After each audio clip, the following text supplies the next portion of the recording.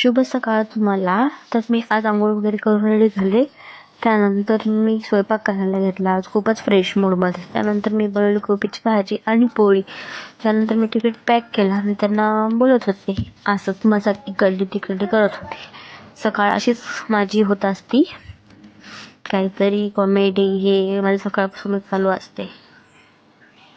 हे बघा, मी थोडंसं बाहेर आले ते माझा टिल्लू आहे, क्यूट आहे ना. त्यानंतर मी जात होते त्याला टिफिन दिला आणि बाय केलं. बोलले लवकर या, येताना काहीतरी घेऊन या. त्यानंतर मी माझ्या मावशीकडे गेली पूजा करायला. त्यानंतर मी पूजा करून घेतली आणि घरी आले.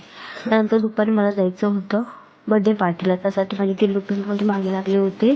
मी त्यांना बाय करत होते. का बोलत होते घरात मला जाऊ द्या.